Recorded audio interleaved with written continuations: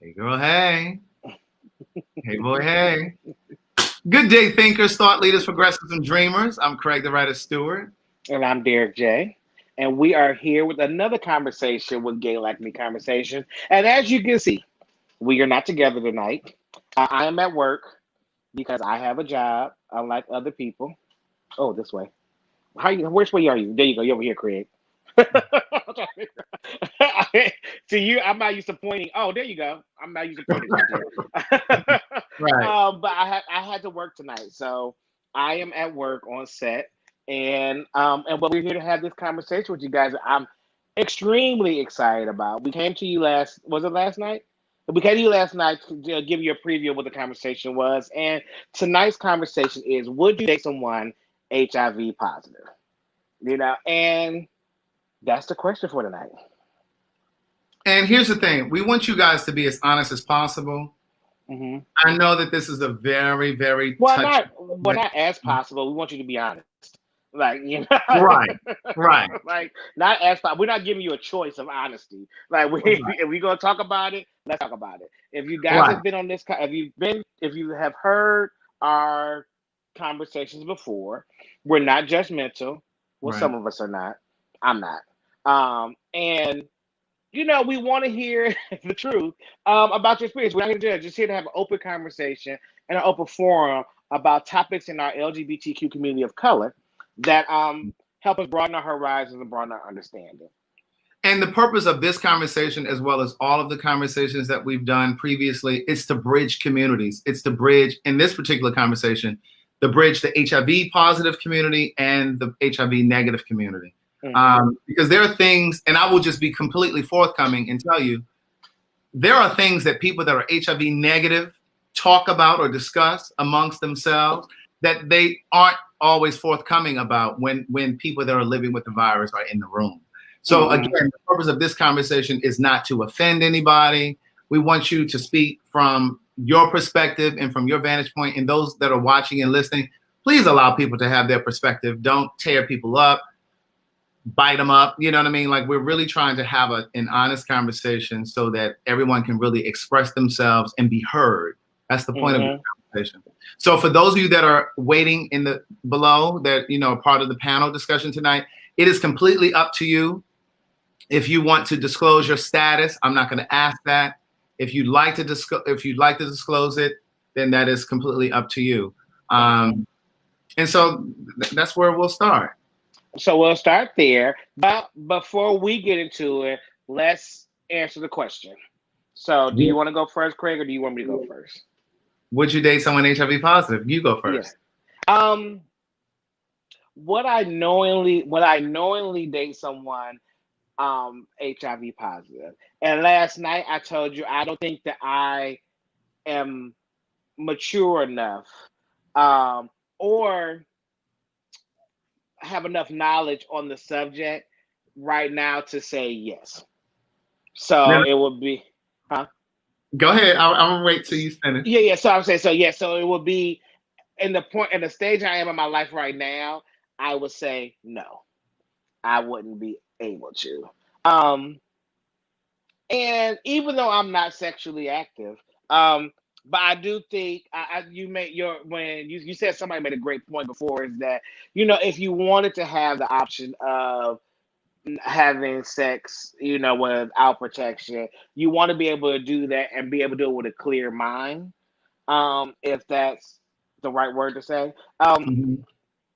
But yeah, I don't know enough about HIV to say yes, I can right now. And and just to play devil's advocate before I Yeah, answer yeah. your No, question, no, go ahead. because I know somebody is watching and thinking like, well, what does he mean he doesn't know enough about it? The virus has been around since 1983 and Well, see, but 1984. yeah, yeah. So yes, it has been. But see, but the thing, it hasn't affected me, so there was no reason. There's a lot of information out there that's been around forever. We don't know. You don't know about SARS, like because I never had SARS, so I never had a real reason to understand SARS. So like, I never. This bitch said SARS. So I'm just saying. I mean, so with HIV, yes, HIV's been around a long time, but I never I haven't put myself in a position to have to learn more about it. So I just haven't. Okay. And I can say that honestly. I mean, Right. so I Well, don't know enough. I have been in relationships Hmm. with 3 people that were HIV positive. And if I'm completely forthcoming, in each instance, we were already dating or, on the road to becoming, partners or in a relationship when they found out. And Oh wow. with the exception of the very first one, the other 2 found out because I always push to get tested. Like when I'm getting serious about someone, Hmm. one of the conversations that I want to have. Um, and for me, I've always had a healthy fear of the Hmm. virus. And I say that because a friend of mine who is HIV positive has told me that forever. Like he and I were friends before he became positive. Hmm. And before he became positive, I remember him saying to me one day, he said, "You're never going to get it." He said, "Because you have such a healthy fear of the virus." And that doesn't mean that those that are living with HIV, so please don't chew up every word, overanalyze every word that I'm saying. That doesn't mean that someone who has HIV didn't have a fear of it. That was Hmm. just the way that he packaged it and gave it to me, right? Hmm. And so I dated 3 people, but it wasn't an easy decision. And so the reason that I said that they all found out after we were already on the road to getting into a relationship, because if I'm honest with myself, I can't tell you that if I found out or if they knew already when we first started dating and they told me day one on the first date, I can't tell you that I would have been like, "Oh, okay, that's fine. Let's go ahead and do it." I can't tell you that. So So in can other I? words, I had feelings for them already when they What told can me. I? So can I ask you a question then? Yeah. So do you? So when you were already in a space with them when they found out, did you feel? And this is a because of a lack of a better word, but did you feel guilted into staying with them because of that notion? Because you don't want to seem like that person that was like, oh, you're negative, I gotta leave you now. So did you Mhm. feel the kind of pressure to stay in the space because they found out the information? No, I never felt pressure because I'm a very decisive person and like I'm Hmm. not easily influenced, if you will. So like my decision is my decision. But I will tell you, in one of my relationships, whenever we had an issue in the relationship that had nothing to do with that, Hmm. he would always say to me, "Oh, you're just looking for a reason to leave me because I'm HIV positive." Like he would all, Hmm. so I felt guilted in that way to stay when the issues had nothing to do with that. It was just other issues. But then I started to sometimes feel like, well, he's using that to try to keep me by saying this, that, and the third. Right. But but what I will say is, I think that it's important for every single person who is negative and they are on that decision board, if you will, if they've met someone, because I've had friends that have reached out to me and said, "Listen, I just met this guy. He's really great, but he just told me he's HIV positive. What do you think I should do?" I would never dissuade someone from dating someone positive because I think it's a very personal decision. But with that Hmm. being said, I think it's important that if and when a Okay. person makes a decision Okay. to not date someone that's HIV positive, I don't think that they should be guilted because I've seen people that are HIV positive Hmm. make a person that's negative feel bad for making the choice not to date someone that's positive because usually their go-to answer is, "Oh, well, you don't know enough about the virus," or that's where stigma is, or you need to go educate Hmm. yourself. You know what I mean? So, and sometimes it has nothing to do with ignorance. It has everything to do with what I was saying to you the other night when we announced this. And that is what another friend of mine said. And he said, I'm negative. I was in a marriage with someone for 6 years that was HIV positive. But after, and this was pre-prep, but he said, but after a few Hmm. broken condoms and or condoms slipping off or whatever, he said, I just don't want to date someone that's HIV positive again. And he said, because in a long-term committed Right. relationship, I want the luxury or the option. He didn't say luxury. He said, I want the option of having unprotected sex. And he said, and I don't really want to consider whether or not he's undetectable or whether or not there's prep or something like that. He said, I just Hmm. don't want to do that. So, Craig, I'm going to let you bring up our SME, because I Okay. gotta run and just check my talent real quick. So Okay. you can have that conversation with SME, and I'll be back. Okay. Okay. Push your mute button so when you come back, you can just undo it. So you could drop me. Oh, drop you down. Oh, Okay. yeah, All right. just drop me down. You'll see when I come back. All right. All right. So our SME for the evening is Dante, and Because you were ready. Dante is a good friend of mine. And so go ahead, just tell them who you are, what you do, so that you can kind of speak from the place of. Got it. Cool. Hey, everybody. I am Dante Morrison. I'm a Los Angeles-based HIV advocate. I really educate about HIV. I am HIV positive, been positive for 21 years.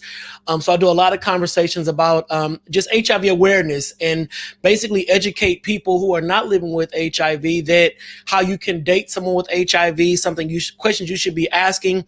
Also, people who are living with the virus, I give them the encouragement they need to understand that we all have heard it. It's not a death sentence, but it's really all about how you take care of yourself.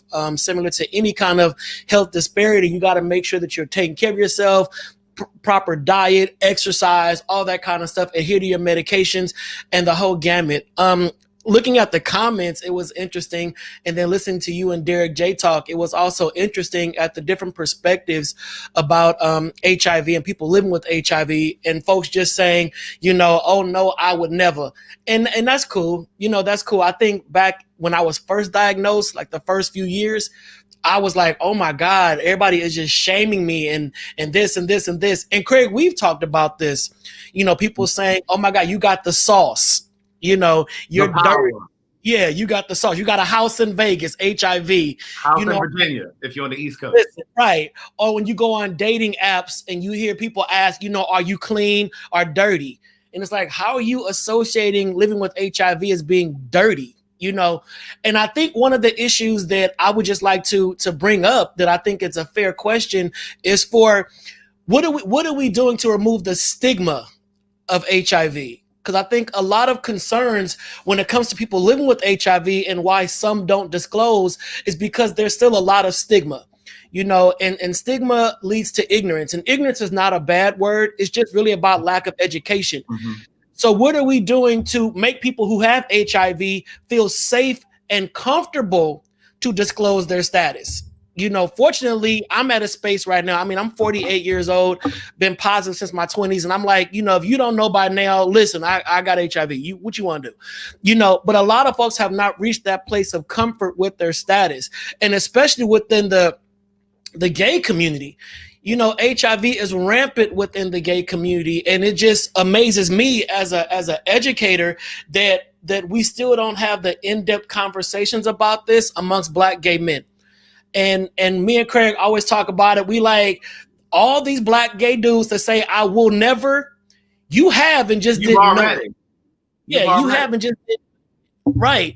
So it boils down to people who have HIV, if they're on their medication, if they're undetectable, they cannot transmit the virus. It's called U equals U. So I challenge everyone to Google just the letter U =U. And it's undetectable equals untransmittable. So you can have a serodiscordant relationship. Serodiscordant means somebody is positive and somebody is negative.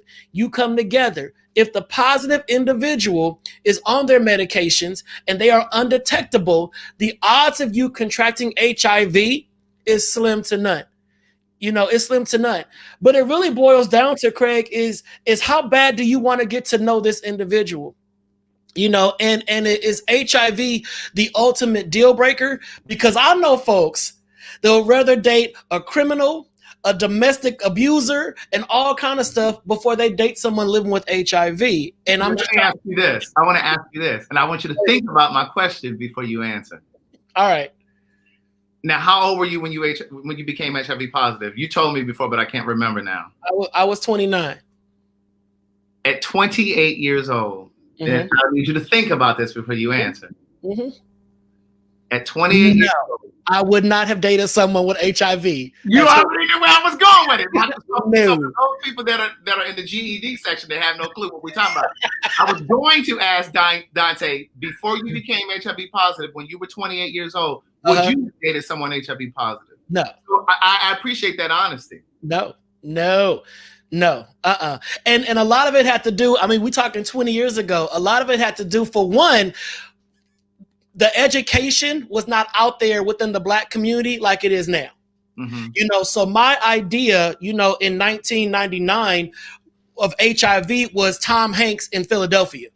You know, I equated HIV to AIDS. AIDS equals death. I'm like, oh my God, if I date somebody with AIDS, not knowing to differentiate between the two, if I get somebody with AIDS, if I get somebody with AIDS, then I'm gonna die. So no, I ain't rocking with no dude that got AIDS. Everything was AIDS, AIDS, AIDS. You know, and of course, like I think Derek said it perfectly. If you don't have to deal with it, it's not something that you really educate yourself on. But once I seroconverted, you know, and tested positive, I was like, oh, the game done changed. And I went through those years of like, I want to die. I'm never going to have sex again. I'm never going to date nobody. Nobody want, you know, it's all that kind of stuff. So I forced myself to get educated. And then once I got educated, I started to realize how much misinformation is out there in my community. And what can I do to make sure that all the young people coming up behind me will know how to do this? Because like we just said, the odds of you meeting somebody and really liking somebody that has HIV as a Black gay man is high.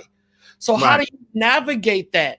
Because if your immediate response is no, hell no, I will never, you're cutting your losses with a lot of good dudes. I'm a good dude. I mean, I'm locked down. I got somebody, but I'm a good dude. I know a lot of good dudes out there that have HIV, but they're never given a shot because people are not educated on the level to fully understand that you can date someone HIV positive, have unprotected sex, and still not contract the virus. Okay, now let me ask you this. Let me jump in. So I want to kind of move the conversation to undetectable and detectable, right? Because what I'm starting to see is there's a hierarchy. And Derek J and I were talking about this yesterday and today. We're actually already setting up our topics for next season. So that's going to be one of our conversations. But I want to just kind of touch on it briefly because I'm starting to see this separation even within the HIV community. Those that are undetectable saying, oh, well, I'm HIV positive, undetectable, as if I'm not like them over there. You know what I mean? This is completely different. Right. And so what do you want to say about that? I mean, I get it. I understand it because it's really, you know, people who are undetectable. It's so elitist though. It's like, oh, well, you know, I'm undetectable. But you know what? Honestly, no shade. And because I work in this field and because I am someone who is undetectable, it is a battle to get to undetectable status. That means that you are really on top of your medication. You are really doing what needs to be done to get to that level. You know, so it's like if you're in this room full of people and y'all all got HIV and you talking to us like, oh my God, how are your meds treating you? Are you taking your meds? And you with somebody like, hell no, I ain't taking that stuff. What? You're not on medication?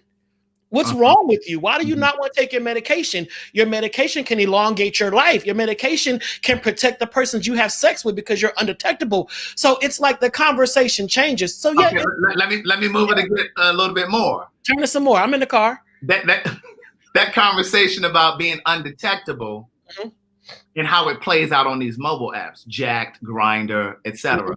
Because again, a lot of times I even see people that are HIV positive weaponizing HIV status because it's, oh, well, I'm undetectable, you're detectable, especially when it comes to this whole idea of having raw sex in casual sex online with someone that you do not know, you know, having unprotected sex. And oftentimes I've seen it where it's someone that's undetectable trying to have sex with someone or trying to hook up with someone where it's a conversation about a hookup between someone who's undetectable and someone who's negative, right? And usually, quote unquote, the selling point is, oh, well, we can still hook up because I'm undetectable. And so I've seen where some have said, well, listen, I'm still not okay with that. But I've seen some who have said, okay, well, he's undetectable. I'm going to go ahead and take my chances and have unprotected sex with him. First of all, you don't know this person. You don't know whether or not they're undetectable or not. Don't do that. So what do you want to say? Don't do that. Don't do that.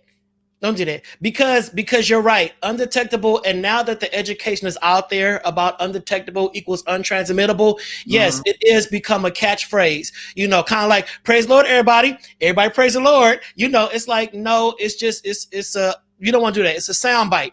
So you're correct. If you are out there hooking up, and I don't sex shame, get it in. Get it in. Get greasy. Do what you gotta do, but don't just take someone's word for it.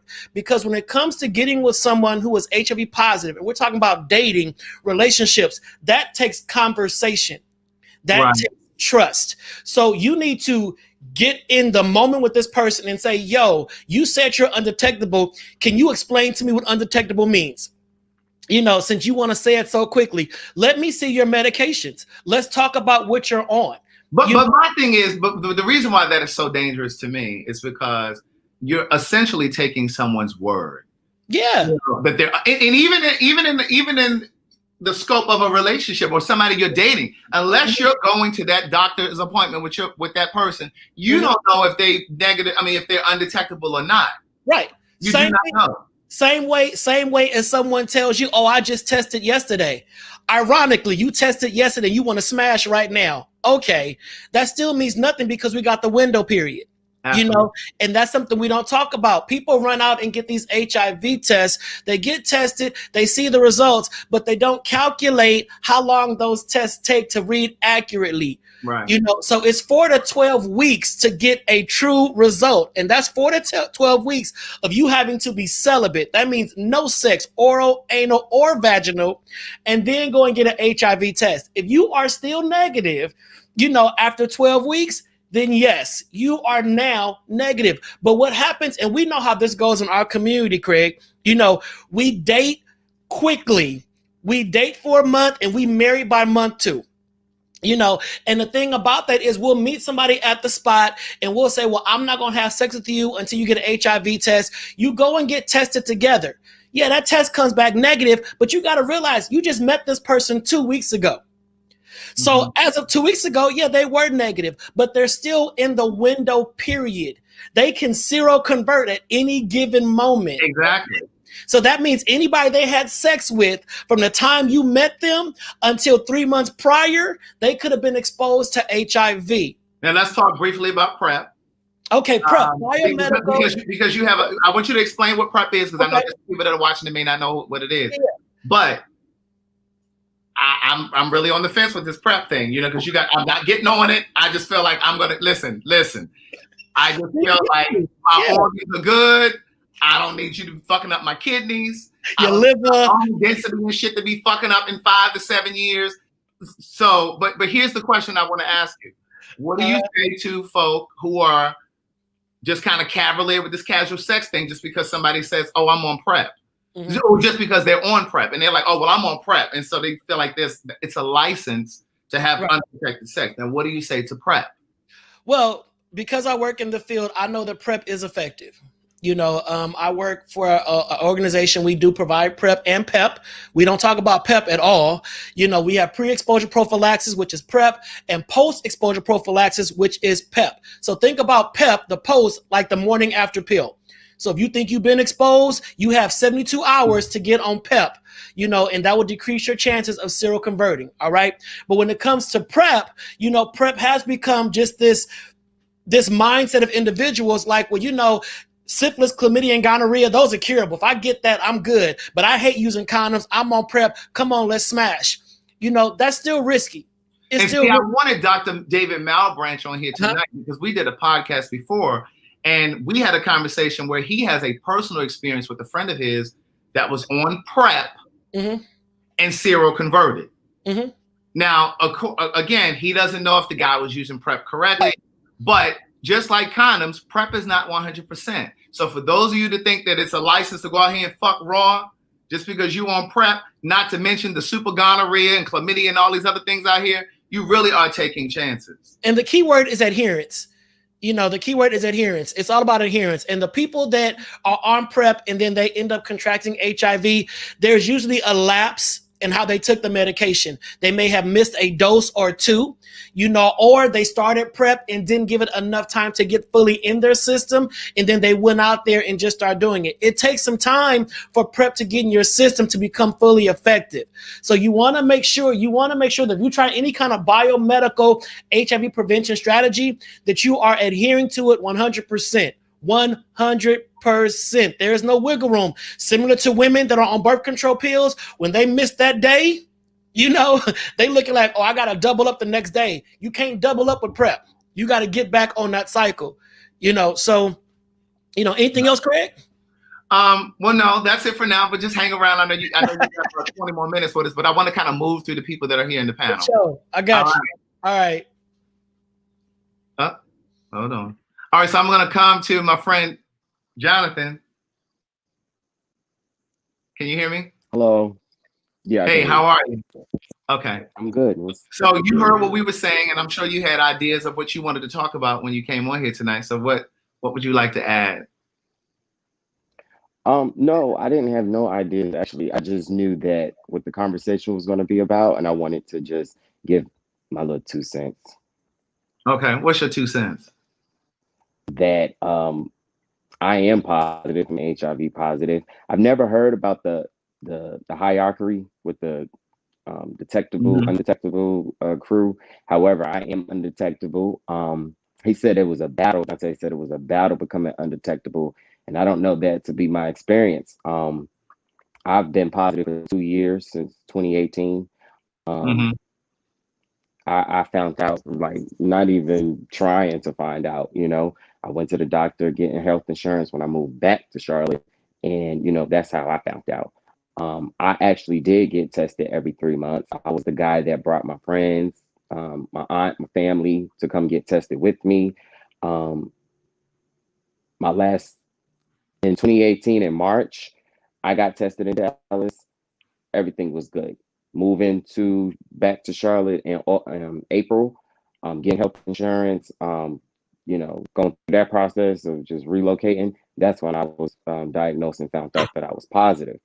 Okay.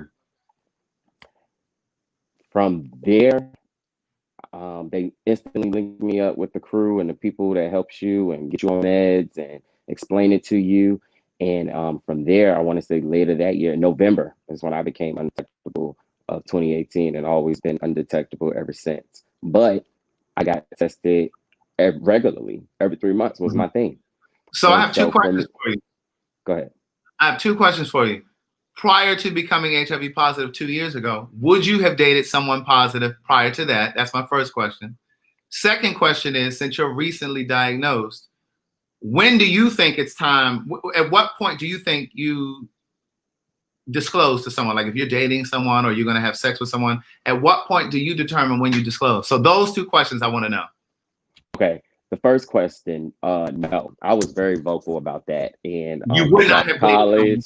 I would. Okay, so prior to becoming positive, you are saying that you would not, and Dante said the same thing, let the record show that you would not have dated someone HIV positive. So my question is, because, and I'm gonna let you answer the other one, but I'm gonna throw this one in there too, because I'm telling you, I have been in rooms with people that are HIV positive that have said, oh, well, y'all act like it's, you could date somebody positive. It becomes very personal when they are now HIV positive, but they were sometimes people who would not have dated someone positive as well. So it just becomes very, I've seen people be under attack.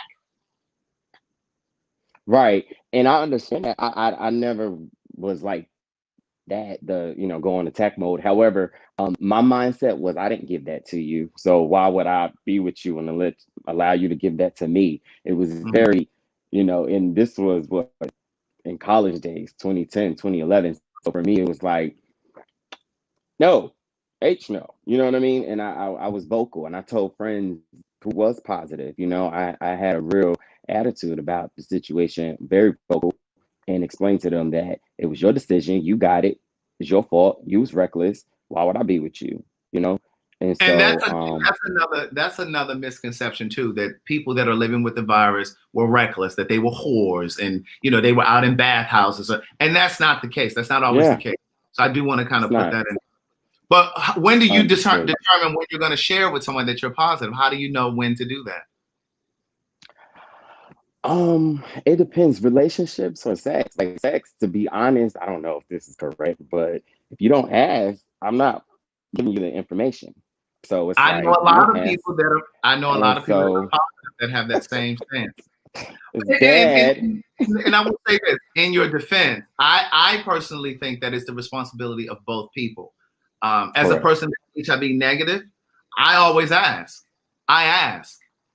Because you may not have the courage, and I don't mean you per se, but you may not have the courage to say to me, listen, I'm HIV positive. You know what I'm saying? So I believe both people are responsible for asking. That's correct. I agree. I agree. Um, However, I don't give you the information if you definitely don't ask. So it's like, okay, it's on both of us. For me, I've dated. I've never had the issue to be completely honest. Of telling somebody if I'm trying to be in a relationship. I've had exes. I've exposed it to my exes. I exposed it because we still communicate. Who still um would try to like create a relationship. Um, I've dated after finding out in 2018, actually later that year when I became undetectable, I got in a relationship and exposed it to him immediately after the first time we had sex. So Oh, so you disclosed it after you had just sex. Now, was that sex protected or unprotected? completely unprotected. It was after the fact. And it was wrong. I know that was wrong, but my mindset was just, I'm undetectable now. Or, it was out of order. But, we lasted a year and a half, So wait, So what did he say once you told him and you after you told him? he was from a different experience that I, had before him. Um, he dealt with it. He kind of dealt with it, but then we went and got tested together because I said you have too. I explained to him my story. I was like, I was in Texas. This is what happened. I was wilding out. You know, I So wasn't he afraid. wasn't I angry. knew. He wasn't angry with you. No, no, he wasn't angry. He was like, because his best friend, uh, that guy was also positive, and he, was there for him, but he wasn't angry. So that's what I Mhm. said. It's not my experience, but I know that that happens, and it did happen to me one time, right Right. before him. Okay. All right. Let me drop you down because I got a few other people down here that are waiting to talk. So let me drop you down and we'll come Okay. back to you. All right. Let me just say this because somebody in the comments brought something to my attention based on what he was just saying. Depending on what state you're in, it is illegal. It is illegal. And that's another controversy within the HIV community where HIV has been criminalized. Because for example, like in Georgia, if you have sex with someone knowing that you're HIV positive, they can bring charges against you, but they've been trying to reverse that. And I don't know what other states they have that, but Georgia is one of those places. I'll tell a quick story and then I'm going to come to you, Cameron. I have a former friend. This was many, many years ago when I first moved to Atlanta. He was HIV positive or is HIV positive. He met a guy on a hookup type situation. They hooked up. They were having unprotected sex. The former friend of mine knew he was HIV positive, had been positive for many, many years at that point. And he was starting to really like the guy because it started off as a hookup, but then it became like more of a situation.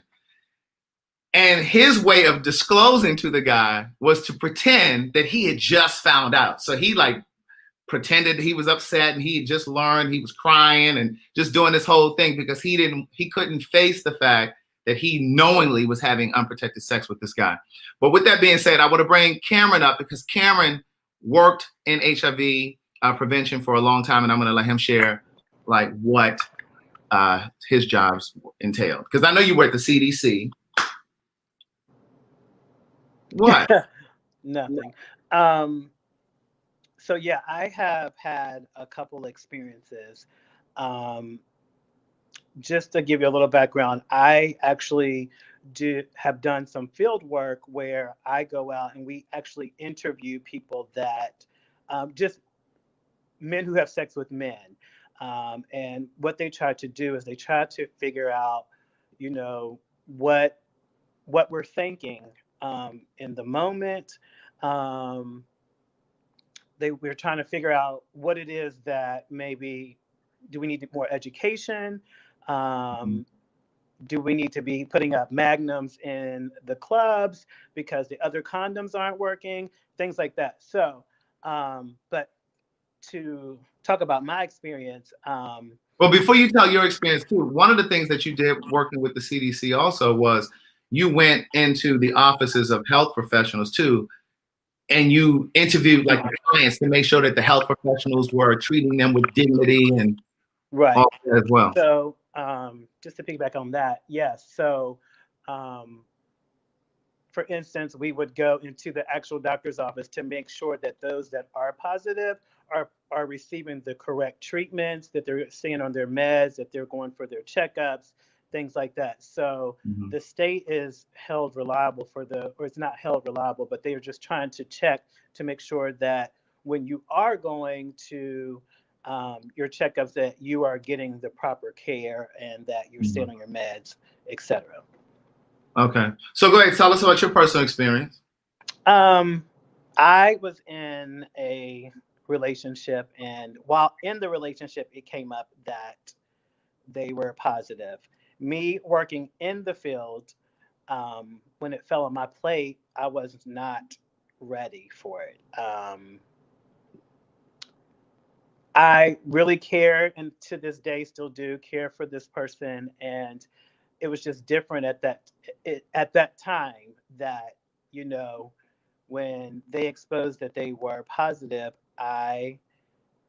it caused issues in the relationship. I didn't want to have sex, and it became verbal, it became physical, and I just knew that I had to get out of it. Now, would I do it over again or differently? Absolutely. But once they exposed that to me, you know, I even asked, can I go to the doctor with you? Because I knew what to look for.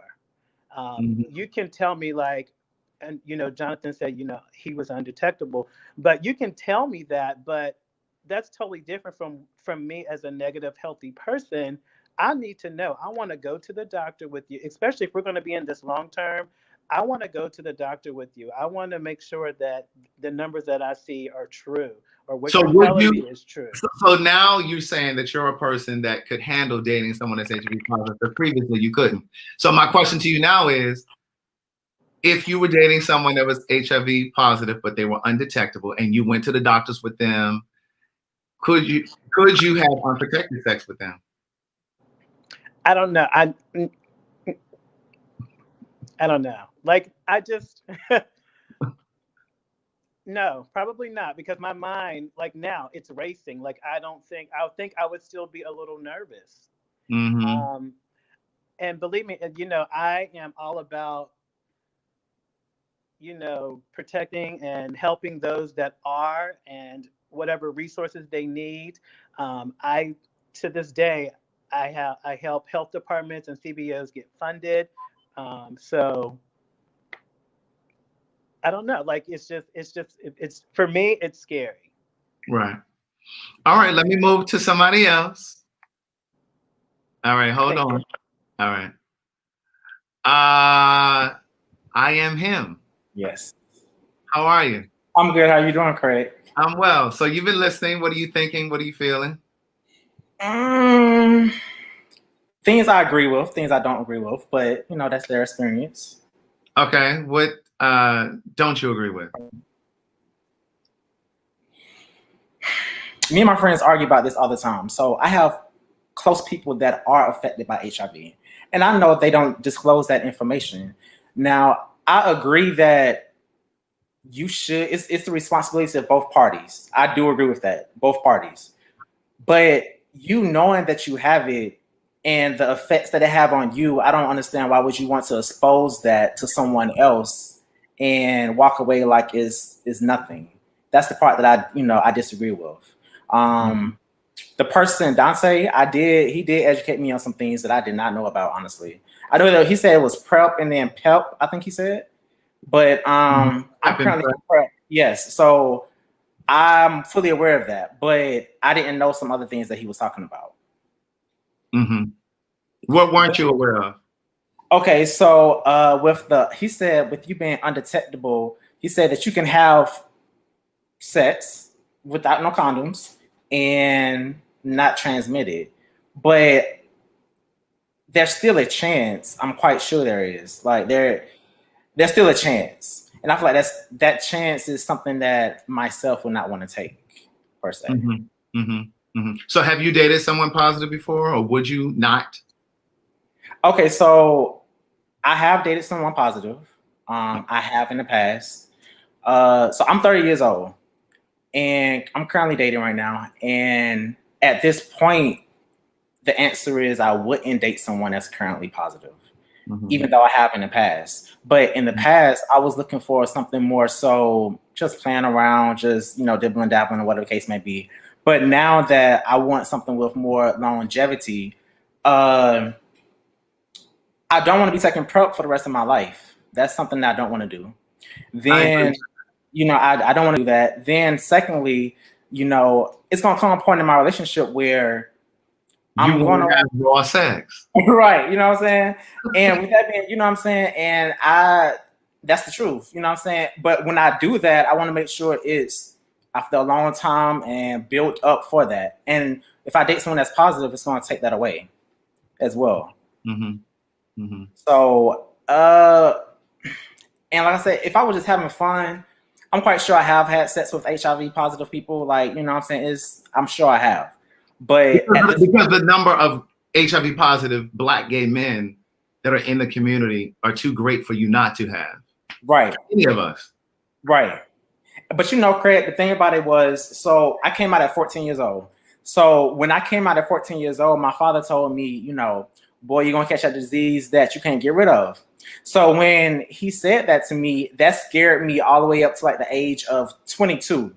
And then I was not touching anybody that had HIV positive. Like I was not at all, because it scared me so bad.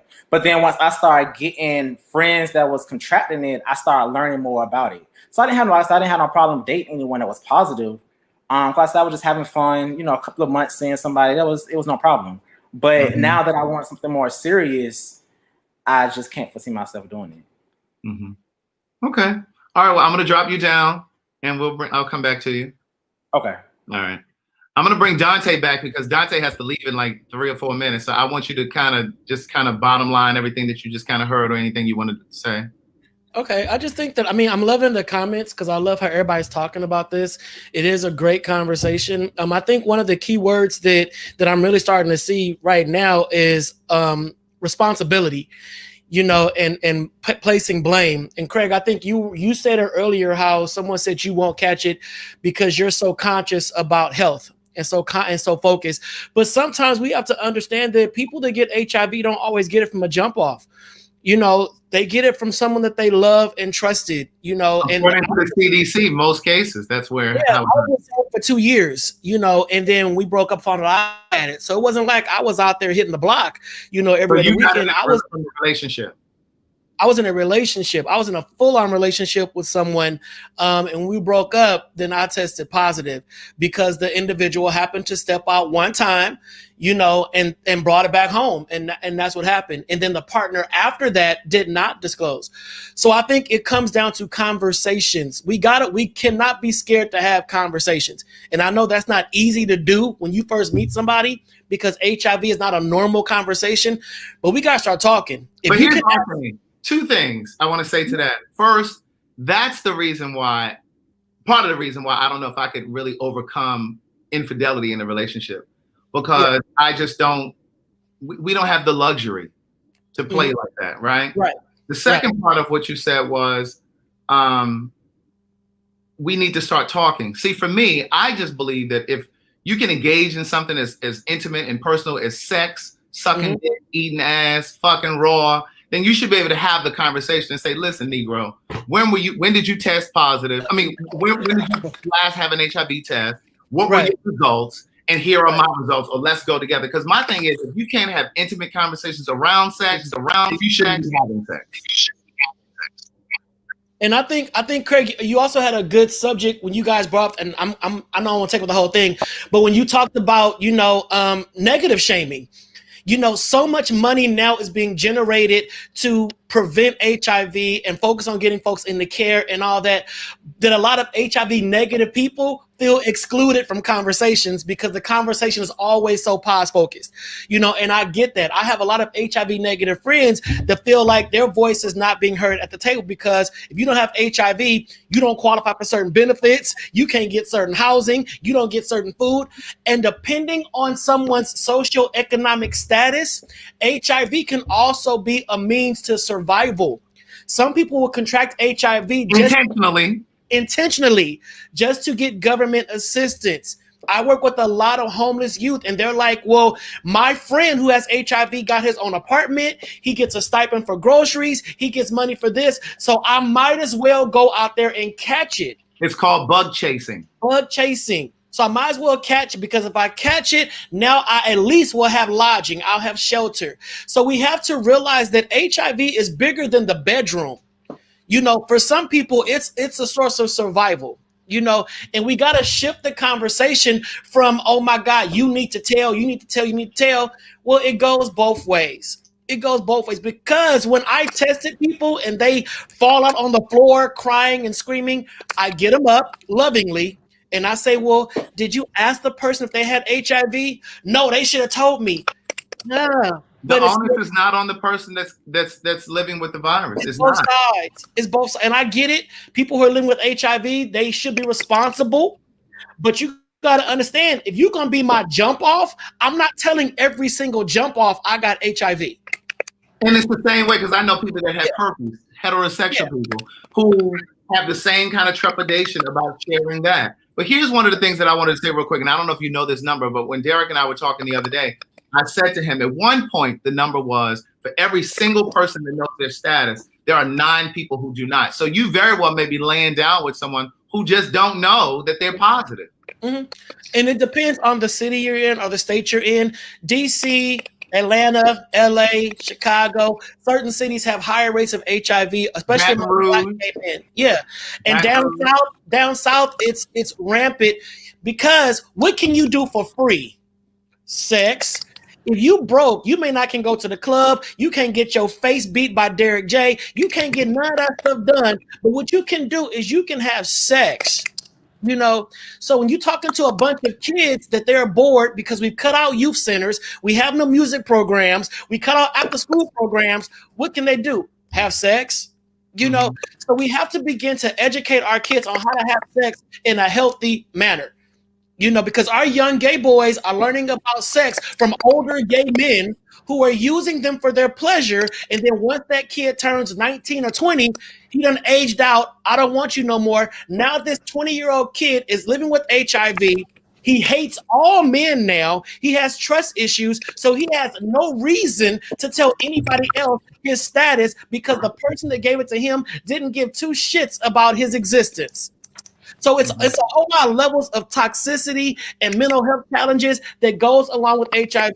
So for you negative individuals that are saying the positive folks have a responsibility to tell and to let me know your status, come on our side for a minute and ask yourself, well, damn, would I tell?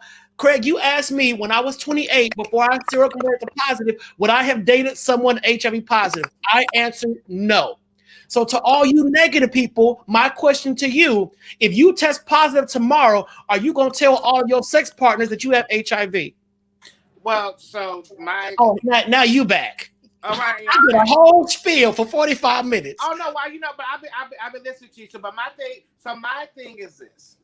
It's the same. I understand where you're coming from, and it's the same kind of conversation when a bisexual man deals with a woman. You know, they say, well, you know, they should let them know that they do deal with men also. I think that yes, it's a jump off, and being a jump off is reckless. But I guess you have to accept the consequences that come with reckless behavior. But Derek, we can't say reckless. We got to be sex positive. You can't say reckless. People do jump offs all the time, and reckless. That's sex shaming. I don't want to sex shame anybody. Get your groove, Stella. I'm calling it reckless because I'm calling it reckless because if I go out and get a jump off, right, and we don't have that conversation, it's reckless. You know, especially if you're not protecting yourself while having sex. Like, you know, so I feel like that's to me is reckless behavior. You know, and Okay. that's straight or gay. It's reckless. You know, but I do think, I know you say it's not your responsibility, but I do think that to me, that is still a conversation that has to be that will be had, because I like think what you're knowing, especially if you're having sex unprotected. If you're having sex unprotected, you're knowingly going into a situation knowing that you have something that can be potentially harmful to another person, but yet you do it. That's like me coming into a place with a gun and I'm playing with the gun in front of you, and I don't tell you it's a bullet in it, and I just keep shooting it. But hold on, Dante. Here's what I want to elaborate on what Derek is saying, because for me, I'm HIV negative, but I've always felt like if I was to become positive or seroconvert, that morally speaking, I wouldn't be able to do it in good conscience. I would not be able to lay down with someone that is negative in good conscience. Now, I'm sitting here and telling you that I believe that the responsibility belongs to both people fucking. Right. But for me, if I was HIV positive, I would have to tell. I just wouldn't be able to live with myself. But not everyone is wired that way. So for those of you that are negative, you can't trust that just because you ask someone that they're able to tell you. Because I will say this, when you get to that point that you're at the hookup stage, they're going to fuck you whether you're negative or positive. They don't give a You're already at that point. You know what I'm saying? Because you're already at the space of it. Like, you know, to do that. And then to somebody's point from earlier, part of the reason that sometimes people that are positive, some of the reasons that people that are HIV positive, not all, but some, will not tell you is because of fear of rejection. So they sometimes won't even tell you that they're positive because they've had experiences where people walked out or left them alone or didn't talk to them, didn't return their calls. So again, I dated someone that told me I was the best person they ever dated, but you got HIV, so I can't get with you. What? So I'm the best person you ever dated, but you can't commit to me because I have HIV. Okay, so you'd rather have the second best who's HIV negative. And it's those kind of conversations that make folks feel like, well, what the heck is going on? But what I was trying to say for Derek before I hop off, what I was trying for Derek when he was talking about jump off, I just want us to be careful because a jump off does not equate to unsafe. You know, it's a lot of folks that have jump offs every single day, 2 to 3 times a day, but they're always using protection. You know, they making sure everything is safe in the room. And I think when it comes to, I'm just big on language because I know stuff gets out there and we're on social media. Stuff can get misconstrued and just run. Derek J said everybody having jump offs as you get HIV. That's not what Derek J is saying. I know Derek is saying be responsible. So if you're gonna have a jump off, be responsible. Responsible, yeah. That's what I'm saying. That's all. Because I know working in the field that I work in, people will twist up sex language left and right, and come to the clinic and say, "Derek J said I had a jump off, so I got to get tested." That ain't what he said. He said you got to have conversations and talk to people. All right, Dante. Thank you for being on here. I appreciate it. Thank you, Dante. All right, now we got a couple more people on here that we need to bring on. I'm going to bring on Andy. Andy, what you got to say? You've been listening. Hi. Hi there. So over the last 40 minutes, I've heard a lot about stigma and about HIV and about who should tell, who shouldn't tell. And this kind of reminds me of the idea of when DL men are DL and then and they, marry women and have children, they say, oh, well, why are you DL? You should come out. You should come out the closet. You should be who you are. But we live in a homophobic society. So you can't tell people to be who they are. And then they are who they are. You persecute them. You discriminate against them. And you label them as second-class citizens. It doesn't, as long as there is a system of oppression, people are never going to be completely honest. And I know that might be hard for a lot of the people in the cheap seats, but that is, in my opinion, that's just how it is. You can't tell people to reveal their status to you, but then you treat them like second class citizens. As long as there's stigma, there's always going to be people who hide who they are. I also feel when you have sex, there is a risk that you can have anything. I think that it is unfair to put the sole blame on HIV positive people. I do agree with Craig that it does take two to tango, and if you are going to have sex, that you have to be honest, both parties. When I was younger, I say that like I'm only 22, but when I was, a baby gay, I was like, Not a baby gay. It's up for the, it's up to the person that says positive, but it's just like, well, maybe if you have asked, then they may have told you, but it takes two. At the end of the day, that's just how I feel. And as a person who is like negative, I do feel like you, as a Black gay man, I do kind of have to like be over cognitive of like who I'm having sex with, because there's that stigma of like HIV is associated with homosexuality, and in the Black community there's a lot of homophobia, and so there's a lot of that intersect that maybe like straight people may not have that, like have to have those type of conversations. But I mean, if HIV can affect anybody, it doesn't have to just be gay. But I think there's a lot of stigma. There's a lot of people that associate gay with HIV, and especially if you're a man. And so I do feel like, it is kind of like my personal responsibility to keep up with my health, to be honest. But I feel like if everybody did that, then the world will kind of be a little better place. But I do want to say that, like you talked about PrEP, and I will say that like PrEP it's like a condom. Like, it's preventative care, but it's not abstinence. And I think it is preventative care, but let me just jump in. It is preventative care. My issue with it is it's not new in terms of being treatment for people living with HIV, because it's been around for forever. But in terms of it being a new drug for those of us that are HIV negative, using it as a preventive measure. My issue with it is that long term, I was concerned that the penalty, if you will, of using it, or the consequence of using it, would result in some sort of a liver or kidney problem.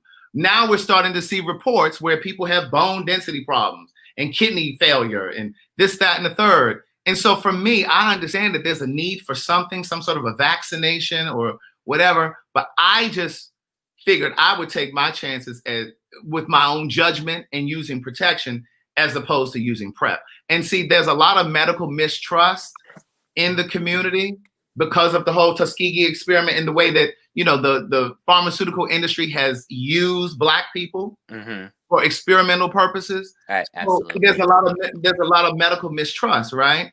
So, and for me, I have a hard time wrapping my brain around this idea that white folks or pharmaceutical companies are so concerned about the lives of Black people that they're really going out of their way to find something that's going to save them. Because a lot of Black gay men were used in these trials, these clinical trials. And I know that there are more white gay men on PrEP now than Black, oftentimes because of, the insurances that they have cover it and that kind of thing. Yeah. Right?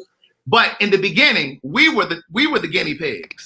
And that's why they were paying a lot of young Black gay men $100 to be tested and, that kind of thing. But that's why, can I jump in real quick? So, because I think which is all this is a great conversation, but I also think that we also are like moving away from the topic of conversation, which is, but would you date someone that's HIV positive? Because he never did say. Well, that's because you never did ask, sweetie. You just let him come in and just start talking, child. You kept putting me on mute, and I couldn't do my whole your phone is snap, crackling, and popping back there. Like, okay, let me switch to my other phone. Go ahead. Go ahead, answer the question. I think that, yes, I think I could. I think, honestly, I have the language and the knowledge, and that I could do that. I'm not going to sit here and say it'll be easy, but I also feel like it's interesting how, like, if someone said, for instance, I could never date a person with cancer, I could never date a person with a disability, they would be considered like rude and like insensitive and, ignorant. But with HIV is always like the pinnacle. It's always like the worst thing that you could like have. And I just feel like all it takes is education and some. Well, let me say this as devil's advocate. Let me just play devil's advocate real quick, because oftentimes the conversation of cancer comes up when you talk about, well, it's just like, But you can't. I know you can't transmit cancer because you can't is the transmit it. difference. So that's I do know that.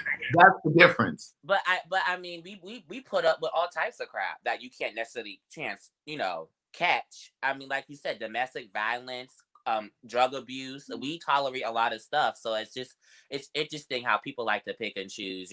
Like what's the worst thing. Where I just feel like HIV is not the death sentence it used to be. I mean, it's just really not. I mean, I understand that I don't want it for sure, but I just feel like if people were more compassionate, especially I give more grace to gay people because we are, especially gay Black people, because we are, we're second class citizens, we're double minorities, we don't have the money, the capital, the education. But I just feel like for the straight folks, I just don't. I really kind of, for them, I do hold them a little bit more accountable and letting them know that I kind of forget what I was gonna say. Basically, I just feel like it's easier said than done when you don't have it. Just like when you ask the people before you were negative, would you have done it? It's always easier when it's not in your backyard, behind the house. It's easier to say that you would once it become personal for you. Absolutely. All right. Well, I'm gonna go, but I just wanted to say thank you guys. I really love you too. When I was younger, I really didn't have any Black gay representation, and we have so much now. And it's really nice to see Black gay men talking about these things other than Beyonce and Nicki Minaj. I really think that it's this. Although those things are great, there's some real issues that in the community that we're gonna talk about, and I really thank you guys for having me and having this platform. Craig, I follow you and Will on your podcast. Thank you. And I just thank you. Thank you so much. Thank you for being here. We appreciate you. Bye. All righty. Did you want to say something before we bring someone else up? I mean, is this sound quality better over here, sweetie? It very much so is. Thank you. You should have said, why you didn't text me and tell me? You got me out here. It's fine. Go ahead, Craig. Bring the next person up. You're a horrible producer. Well, first of all, you know what? It's okay. Okay. Who is this? Let me see. Is it Day Real? Take your mute off. You on mute. There we go. Oh, you hear me? Yes. There you go. Hi, how you doing? We're good. How are you tonight? How are you? I am awesome. So let's start off with the question that Craig never asked anybody.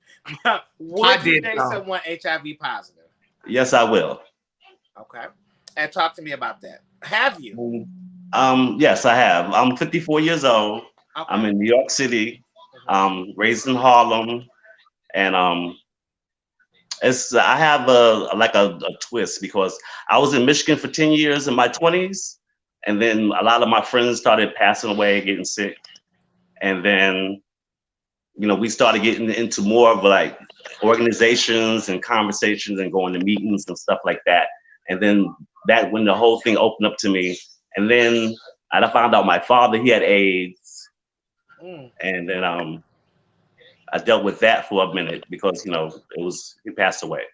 So then I moved back to New York City in '98, and then I said, well, since I lost all my friends and I want to change my life, and I was in my 30s, I was like, you know what, I'm gonna go and put myself in an organization and deal with counseling, outreach, and stuff like that. So I delved into that for 8-9 years, and I was doing outreach, and I was working in an organization, helping with the homelessness, with gay and people who are on drugs, and the whole mixture of things. And while I was doing that, I was meeting a lot of variation of different people. So it was like they had homelessness, and they had come from different countries, and they're going through issues and things of that nature. And I would talk to them about how to find themselves as a whole, as a human being, because this is nothing to be fearful of, because that gives you more information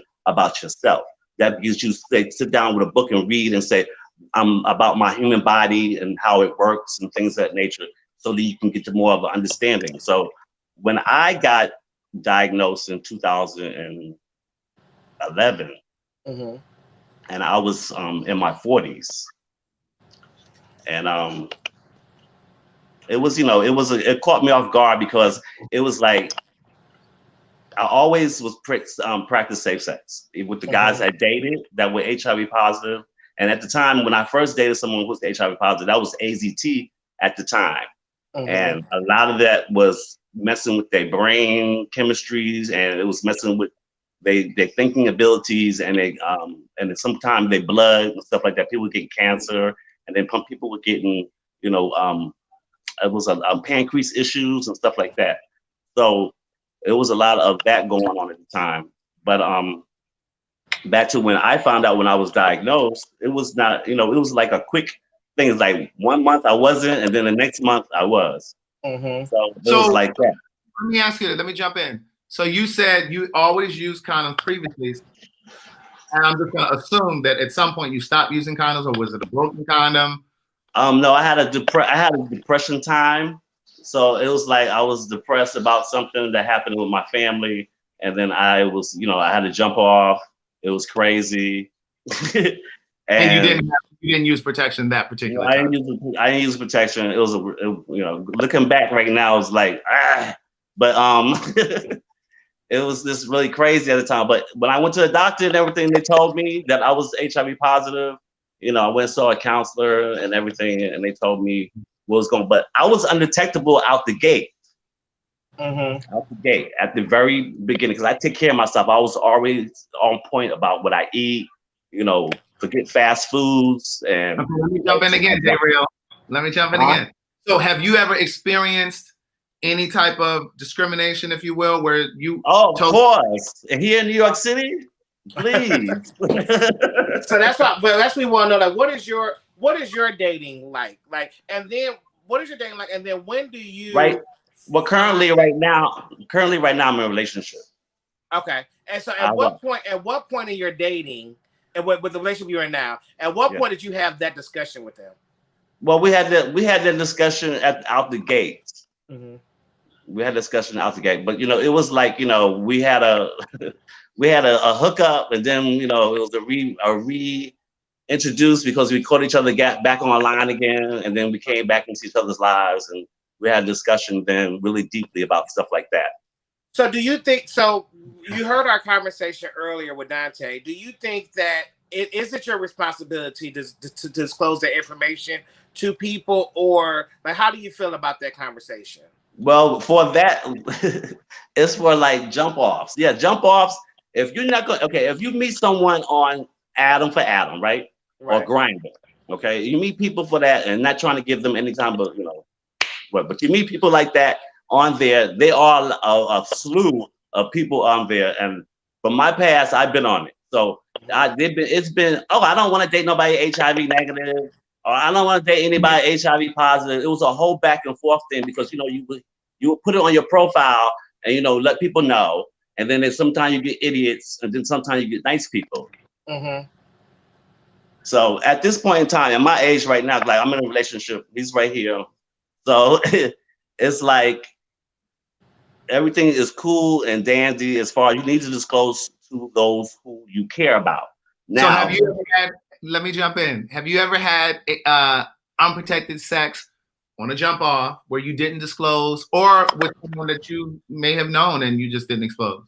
No, when I was single, I had protective sex with people who were HIV negative.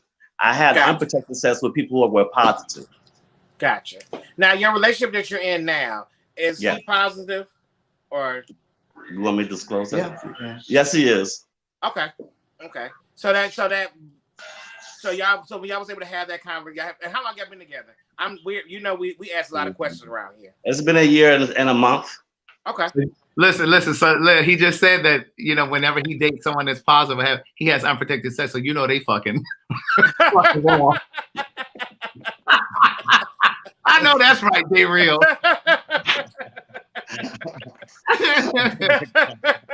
Greg, you are too much. You know that. So now you're in a relationship now, and congratulations to your relationship. But you know, a year and a month in gay world, that's like 10 years, y'all. Oh, trust me, I've been single I told you I got back in New York City in '98. I've been here for the whole 15 years and I hadn't had no real relationship. I don't have no exes here. He's my first like real relationship as far as long standing. In a long time, because I've been dating, I'm in my 20s. I had boyfriends and we stayed together for like 2 years and stuff like that. And at that time, I wasn't having anal intercourse. I was just having oral intercourse. Well, that's how Derek is doing now. But Craig, this is That's not how Derek is doing, Craig, Craig, listen, ain't nothing wrong with that. You can do that. Listen, Derek, if you want to take baby steps and you want to do that, you do that. No. This wait a minute, they real. That I'm fine with me. It's just the fact that Craig love putting my business in the street. Craig, I ain't said nothing about you tonight. We've been doing really good.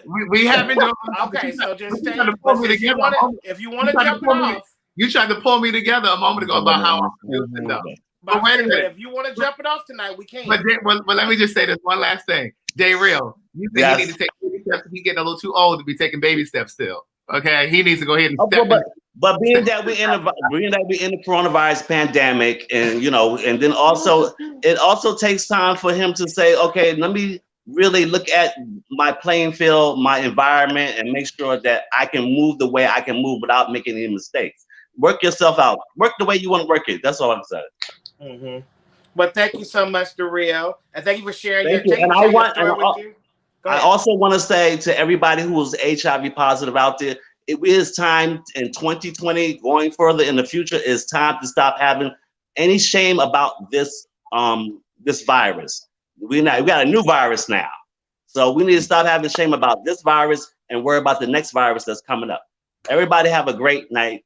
Thank you. Thank you, DeReal. We appreciate you. Stay up there in New York. All right.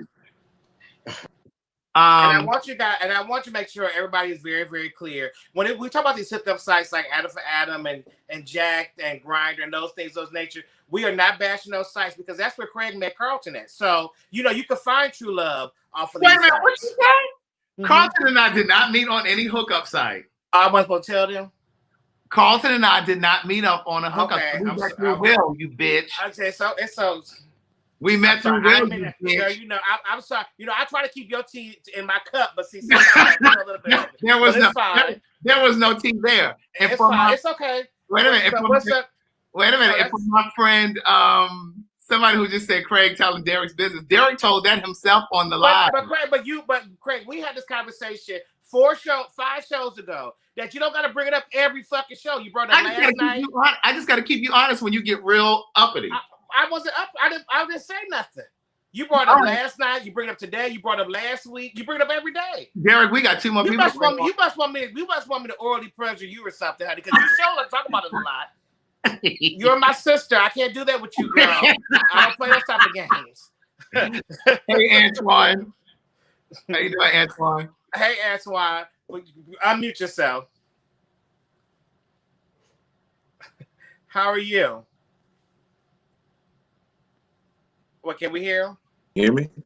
Okay, there you go. There we go. Yeah, Craig muted me earlier. So, first question. I'm pretty good. How are you guys? We're great, thank you. So let's pose a question to you. Would you date someone HIV positive? Absolutely. Okay. Have you dated someone HIV positive? Absolutely. Okay. So talk to me about that. But why we said we won't. Well, talk to me about that experience. And when did y'all have that conversation? How did y'all even get into that? All right. So let me give you a little background first of why I'm so easy to answer yes, is because I'm a nurse and I'm also a HIV prevention case manager. Okay. So I'm educated on the topic. I always think if you're having sex with somebody, that should be the first thing you discuss. Mm-hmm. Period. I agree. I also think if someone's HIV positive, it's their responsibility to tell, their partner, whether it's a jump off, because, people are making jump off seem like, oh, I ain't gonna tell them whatever. No, you should tell the person, no matter who it is. So as a health professional, you're saying you think the burden is the person that's HIV positive to share that? Yes, in my opinion. Okay. But first and foremost, everyone should treat everybody like they're positive. Mm-hmm. And that would, say, I'm not having sex with you until, here's my my results. If you're trying to be in a relationship with someone, if you're not, if it's just a jump off, then I think it should be, where you should use protection, but you still should disclose that information with someone. But every time I've dated someone who was positive or whatnot, that was at the beginning because I am in the profession. So I asked, hey, are you positive? Have you ever dated someone positive? Yada yada yada. And it's an easy conversation for me to have with people because I'm there from the beginning. I test people or I'm helping people get services or whatever the case may be. I know that other side also. But in regards to, and I want to give a little bit about HIV and AIDS real quick. I see we keep talking about the young people. But the older generation is also starting to get an increase of STIs, period, all across the board. STIs, explain that, please. All right, so it used to be called sexually transmitted diseases. So now it's sexually transmitted infections. And that's what they are because some of those infections can be treated and be done with, like a gonorrhea, give antibiotics or whatever and keep it moving.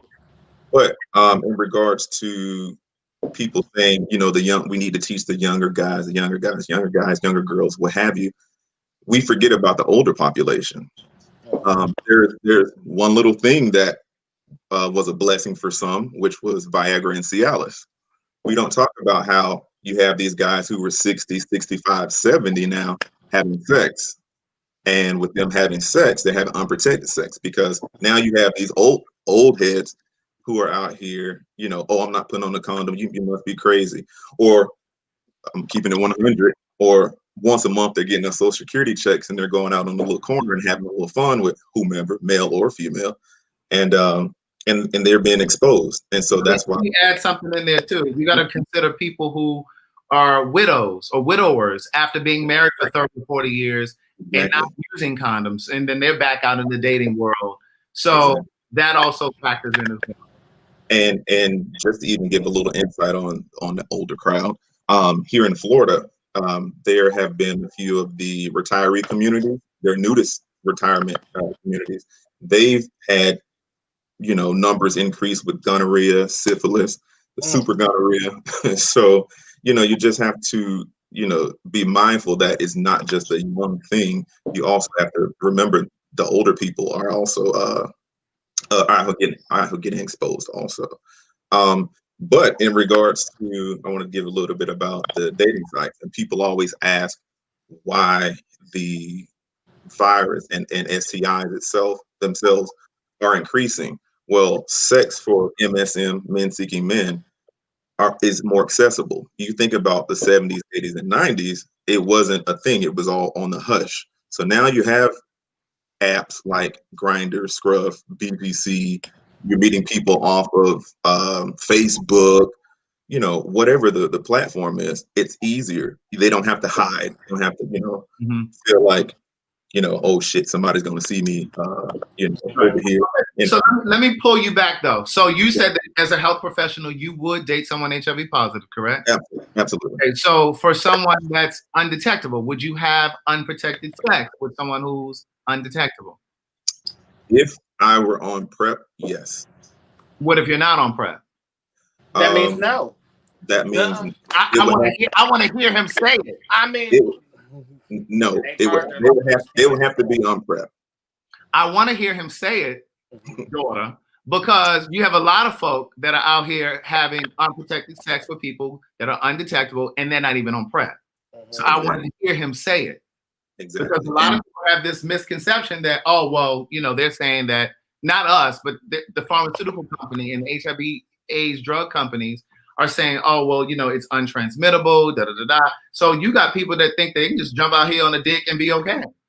Exactly. And then the thing with that, you were talking about the bug traces and everything, and I'm not going to even, go that far, but you have people who don't realize that, hey, let me just put it this way. There are young people out there who's taking their friends' meds, right?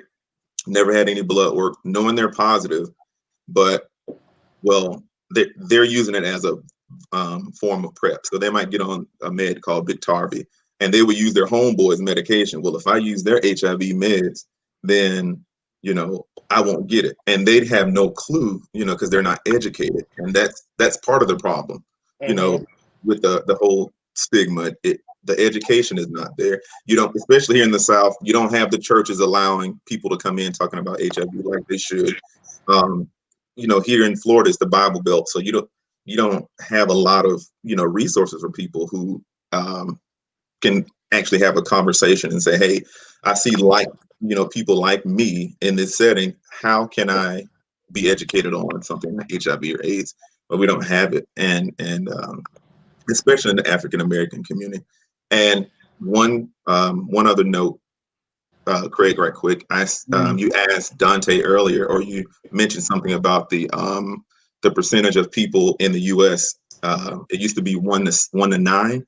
Now it's 1 to 7. So there are 1.2 million people in the U.S. age 13 and older who are HIV positive. 1 out of 7 of those 13 and above don't even know they have it. Right. Okay. So one last question before we let you go. So is it and I'm just this is an ignorant question, but I'm just asking for the masses. You can safely date an HIV positive person if you are HIV negative. Yes, absolutely. But now, can you safely date an HIV positive person if you're HIV negative without using PrEP, or PrEP should be part of that relationship? Absolutely, you still can, because you would use the twist to that would be if you're going to use protection or not. If you're going to use condoms, then so be it. But then that goes to go back to, say, a female and another female. Say one is now bisexual and she wants to have sex with another female. Well, you got to also think those toys can transmit the virus, so they're not going to use condoms. So then it just depends on the situation. So okay, thank you very much for your insight. We appreciate you being part of this conversation. You're welcome. We have 2 more people down here. Okay, I'm gonna let you handle that. I have to go back to set. Okay. So you guys, I'm gonna let Craig handle this up. Please, y'all, let me know if Craig's messing up. I mean, I'll make sure. All right, so we have 2 more people here. Okay. You know what? That's why you can't be on the button.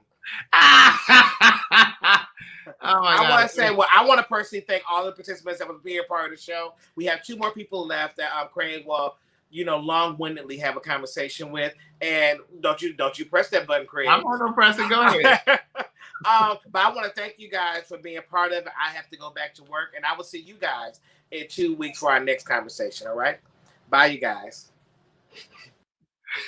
But yeah, so we have 2 more people, and let me see. Eon Lighthouse. Yes. Can you hear me? There.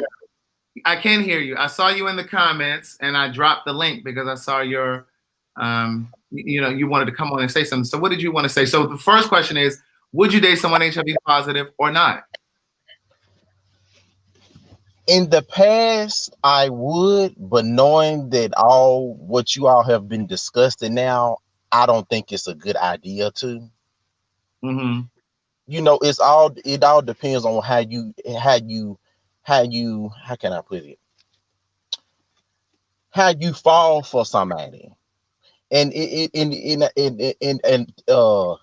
depends on how the person contracted it to me. If you was out here just being careless and stuff, I feel some type of way about that than if you weren't. So why is that important to you, how they contracted it? Because you was just out here wilding out, and to me, I don't know if there's right to feel that way, but it makes me feel some type of way that you just didn't care about your life. Now, if you was,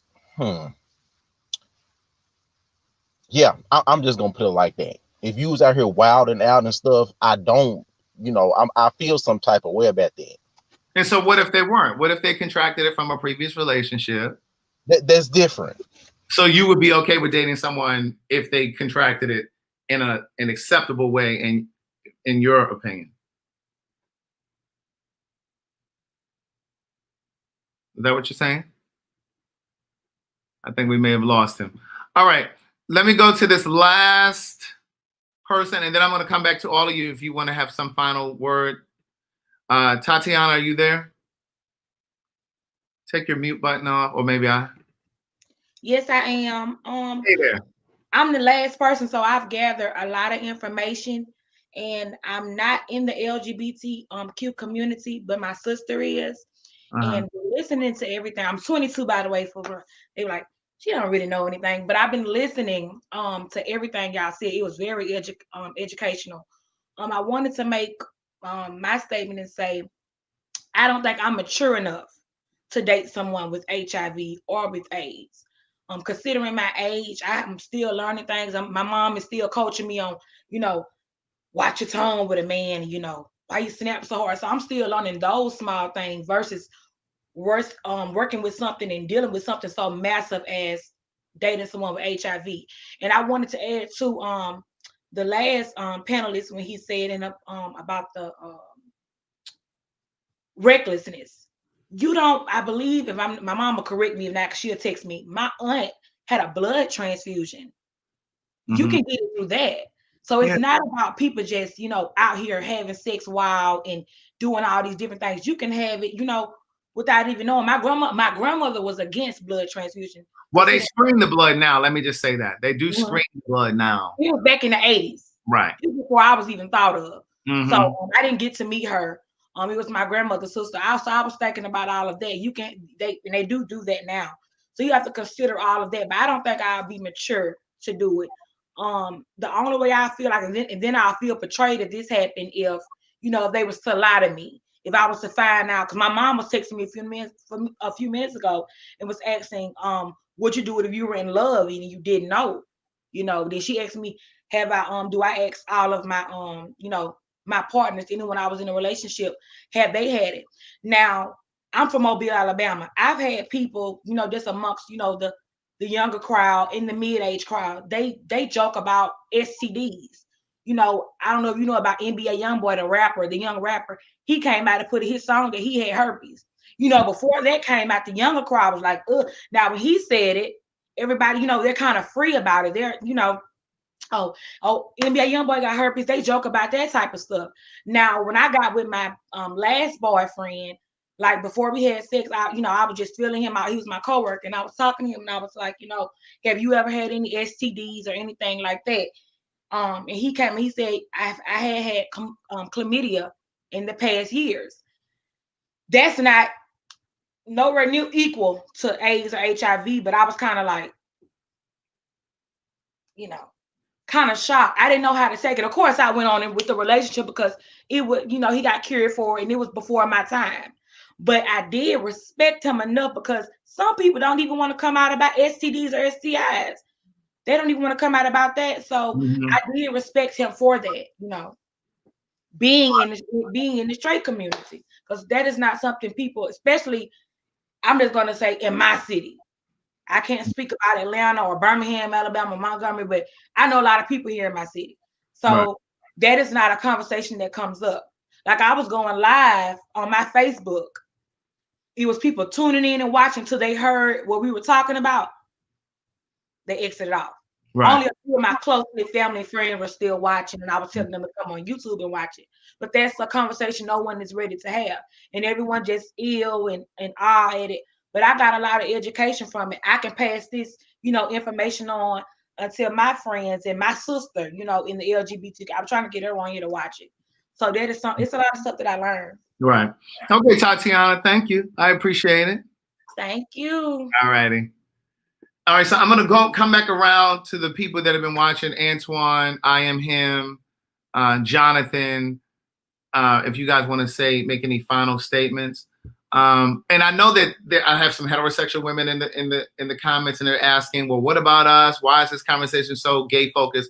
That's because all of the conversation that we have center on Black LGBTQ issues. So absolutely, if you're a heterosexual woman, you absolutely need to broach this conversation with your partner, especially those of you that are dating men.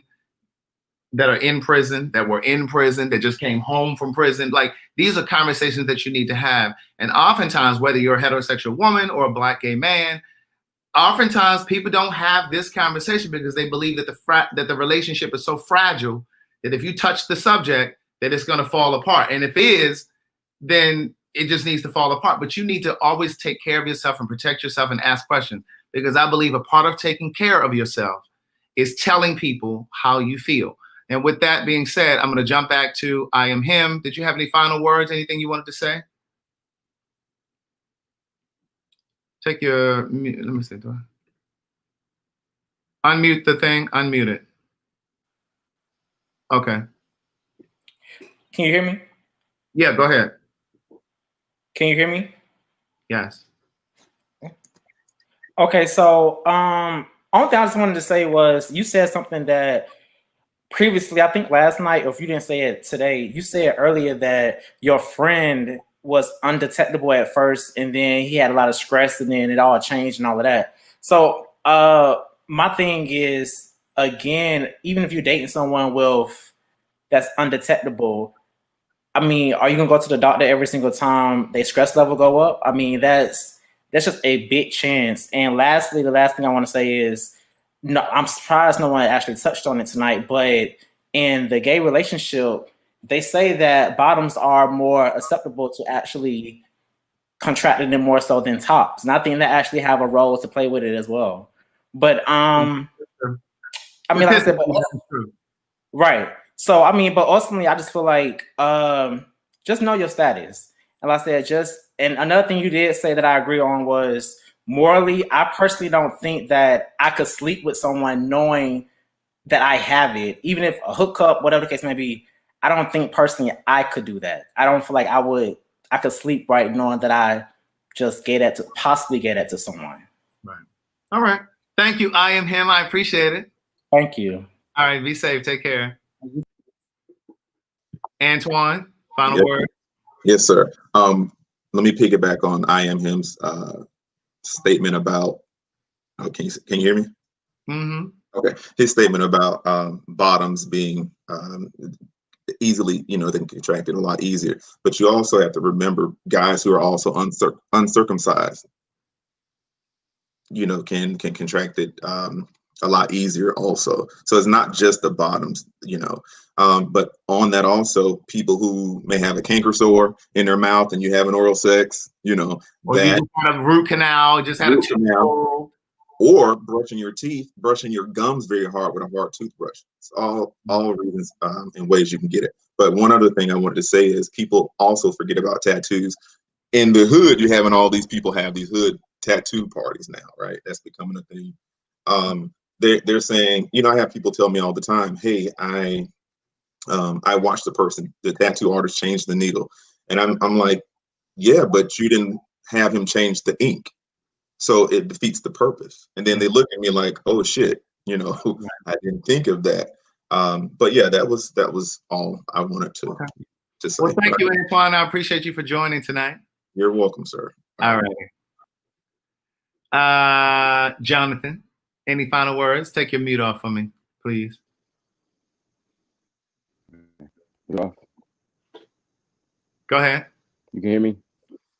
I enjoyed the conversation tonight. I think Antoine and Dante was very informative, enlightening. I spoke my truth. Moving forward, just to clear it, no backtracking. That was my truth back then. However, I'm very open. I'm very honest. Anybody I encounter sexually or potentially a date, I'm open about that. I let them know. However, that was the beginning stages. It's phases that you go through. Those was my beginning stages of my truth of when I was diagnosed. I was like, oh well, it is what it was, and that's just the truth. And people got to realize that. Right. But I enjoyed tonight's conversation. Thank you for participating. Absolutely. I enjoyed. Great conversation started. I believe we can move forward, transition, and bring this up in depth further down the line. Right. All right. Thank you so much for being here. I appreciate it. You're welcome. All right. Daryl, did you want to have a final thing? Hi. Yeah. Wow. Yeah. It was it's very informative. I heard a lot. I'm a psychologist, so everyone needs to also understand that as human, regardless of the fact our labels that we wear, as human to human, we need to watch out for each other and be real and open with each other.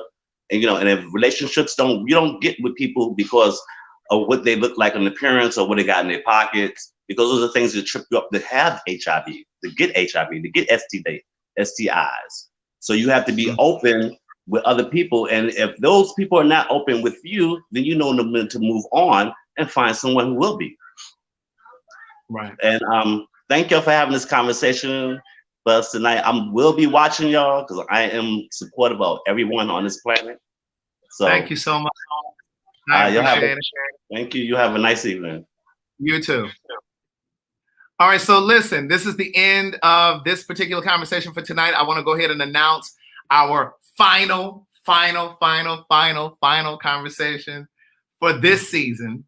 Our last conversation is going to be 2 weeks from today. I believe that's December 2nd. We're going to take off the rest of December, January, and we're going to resume the very first Wednesday in February.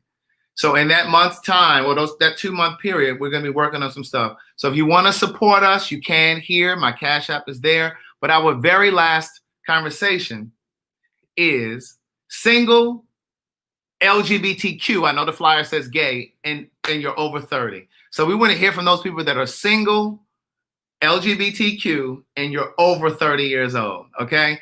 Email us. You have the email address. It is GLMconvo. It's scrolling at the bottom. GLMconvo@gmail.com. That's GLMconvo@gmail.com. All right. So we will see you guys on December 2nd. And I know that some of you said that this should be a 2-part conversation. We have already started writing down topics for the next season. We'll definitely talk about HIV again. We'll definitely tackle some of the same conversations or an extension of the conversations that we talked about before, whether it's trans community. We're going to be talking about domestic violence in the gay community. So many other topics. So if you want to email us some topic suggestions, you can do that as well. But GLMconvo@gmail.com. If you want to participate in the next conversation, it's single, LGBTQ, and over 30. Have an amazing night. There's a sale over at CraigTheWriterStewart.com with promo code buy black. It's buy black. All right. Have an amazing night, y'all. Stay safe.